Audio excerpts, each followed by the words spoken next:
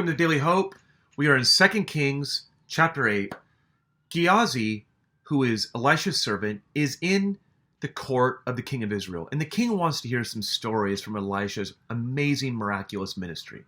And just as Gehazi is getting to the miracle of Elisha raising people from the dead, yes, just like Jesus, listen to what happens here in verse 5.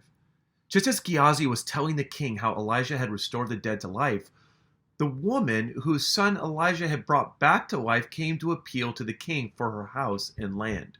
Hit a pause. She had left Israel for 7 years because a famine had struck the land of Israel, and she went to the land of Philistines to get food. When she came back to Israel, her land had been taken.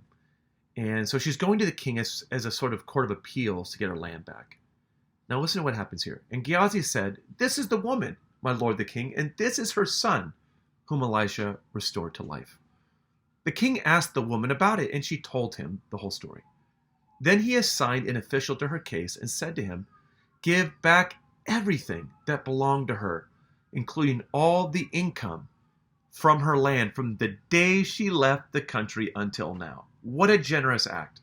This moment is such a miraculous moment, not because anyone's raised from the dead in it, not because any signs and wonders, but because of God's compassion for this widow that's demonstrated through the king. Now, why is this story in the Bible when there's such limited space for these historical moments in the Bible? And that's because it records and demonstrates God's profound care and compassion for the widows, for the vulnerable, and for the needy. This concern that God has for widows and for the vulnerable is repeated all throughout the Old Testament. Listen to Psalm 68, verse 4. "Sing praises to God and to his name. Sing loud praises to him who rides the clouds. His name is the Lord. Rejoice in his presence. Father to the fatherless, defender of widows. This is God, whose dwelling is holy." So, right there, listen, look at that line. Defender of widows. This is who God is. This demonstrates his character.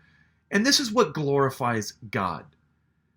And this represents God's profound and enduring concern for the most vulnerable in our society. Those that we are quick to overlook, quick to perhaps judge and think less of, God cares about. And throughout the Bible, we see different groups of people that demonstrate this class of the vulnerable. The stranger, the alien, the foreigner, the orphan or the fatherless, the needy, the poor, the broken, and the crushed in spirit. What does this say to us? There's a couple key lessons here. Number one, God cares for you when you are desperate, vulnerable, and at the end of yourself. And that's great news. When you are needy and it feels like nobody's noticing your need and no one else can help you, God sees you and he is your defender. Number two, God honors those who care for the vulnerable and the needy. And nowhere is this demonstrated better than in Matthew 25 when Jesus is teaching about the day of final judgment. And what we see here is what God really cares about. And what does God care about? Does he care about how well we were able to recognize the mark of the beast, or how well or how big our house was, or how full our bank account was? That's not God's concern. Listen to what he cares about. "But when the Son of Man comes in his glory, and all the angels with him, then he will sit on his throne." Okay, his glorious throne. "Then the king will say to those on his right, 'Come, you who are blessed by my Father, inherit the kingdom prepared for you from the creation of the world. For I was hungry, and you fed me. I was thirsty, and you gave me a drink. I was a stranger, and you invited me into your home. I was naked, and you gave me clothing.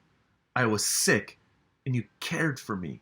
I was in prison, and you visited me.'"